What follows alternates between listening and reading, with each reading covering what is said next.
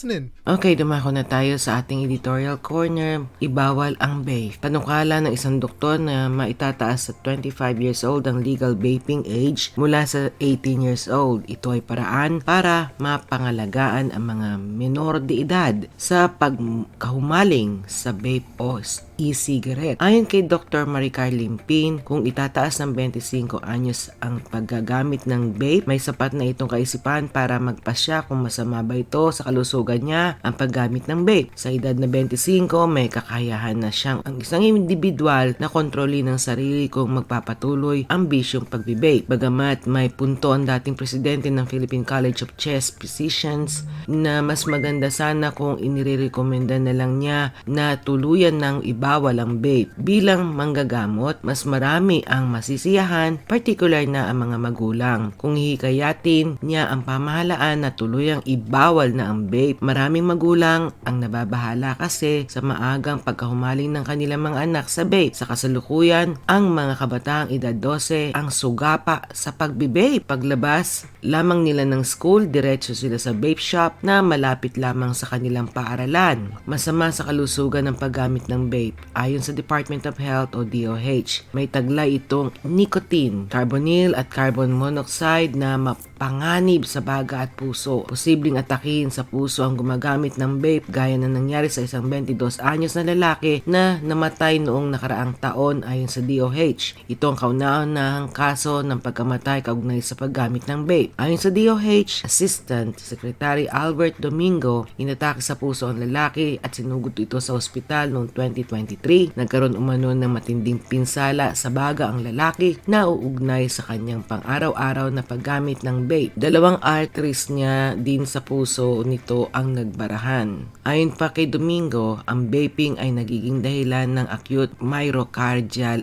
infarction at stroke. Sa naidokumentong history ng biktima, dumanas ito ng 2 araw ng pananakit ng dibdib. 2 kaso pa ang kaugnay sa vape ang naitala. Una ay ang 16 anyos na babae sa Western Visaya, nagkasakit din sa baga. Nakuha niya ang sakit dahil sa mga kasama niyang sa bahay na gumagamit ng vape. Ang ikalawang kaso ay ang 22 anyos na lalaking taga-Alabang na nagkasakit din sa baga dahil sa araw-araw nitong paggamit ng vape. Bago siya lumipat sa vape ay dati na siyang naninigarilyo. Mga doktor at iba pang health advocates ang magsusulong ng tuluyan ng ibawal ang vape sa bayan natin. Hindi ang pagpapataas ng legal vaping age ang nararapat para makontrol ang kabataan sa pag-vape, kundi ang total na pagbabawal na dito. Kung hindi pagbabawal ang tuluyan, makakatiyak na maililigtas na sa kamatayan ang mga kabataan. Ayan ang ating ulat.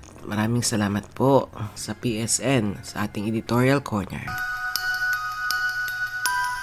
Okay, dumako na tayo sa ating balita ngayong gabi. 7 sundalong Pinoy sugatan, 1 naputulan ng daliri. According ito kay Joy Cantos, Ludi Bermudo, Doris Pranche, Porha ng PSN. Pakinggan po natin ang ating balita. Narito na po. Sa banggaan ng barko ng Pinas at China sa Ayungin, Manila, Philippines, 7 sundalong Pinoy ang sugatan. Isa rito ang naputulan ng daliri ng agresibong aksyon ng China habang nagsasagawa ng resupply mission sa BRP Sierra Madre sa Ayungin Shoal nitong Lunes. Nagkaroon pa uno ng suntukan sa pagitan ng mga sundalo at Pilipinas sundalo ng Pilipinas at ng mga Chinese hanggang sa maagaw ang 8 high-powered firearms at binutas ang rigid hull inflatable boat. Ano ba yan? Hinostage rin umano ang 4 na RHIB na kalaunan ay pinalaya din kasunod ng negosasyon. Hindi umano umabot sa Ayungin Shoal ang 6 na RHIB na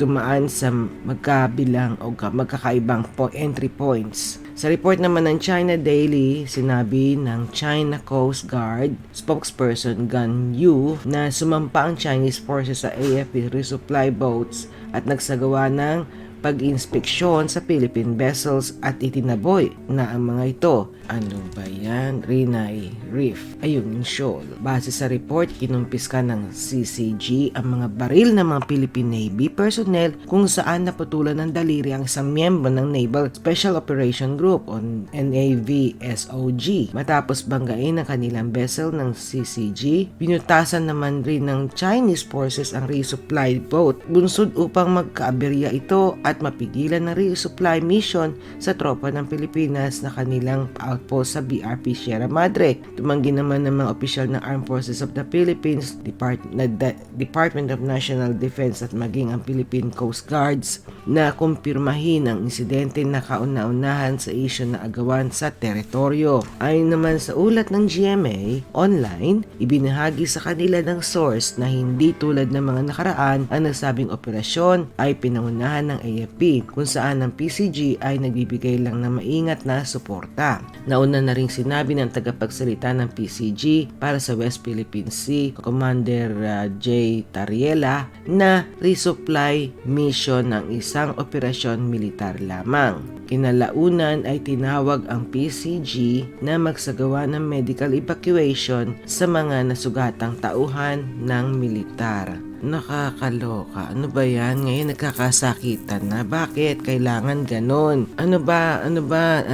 Bakit? At bakit kailangan nilang manira ng gamit? And of course, kailangan ba nilang gawin yon? Sirain nila ang barko? Sirain nila ang maliit na nga yung bangka-bangkaan na nga lang ang tawag natin doon eh. Napakalaki na, mapakabuli naman ng mga checkwan na ito. Nakakaloka na. At then, paano naman yung dadala nila ng supply sa BRP Sierra Madre? Kawawa naman ang ating mga sundalo doon. Nag-aantay sila ng dating ng rasyon. Di ba dapat ay pinipigilan ito? Ano ba dapat gawin? Nakakaloka na ha. Tapos naputulan pa ng daliri ang ating sundalo. Bakit nga ba gaganon? Aray kumambo. Ay, Diyos ko, tulungan nyo na lang po ang bayan namin. Maawa po kayo sa amin. Hanggang sa muli, ito po ang inyong lingkod, Gina Agustin. Narito kayo sa Barkadahan Forever FM. Maraming salamat po. PSN at mga kapatid, may God bless us all. Ingat po kayo. Thank you. Nung araw, kay tamis ang ating buhay, puno ng saya at ng kulay, di mauulit muli.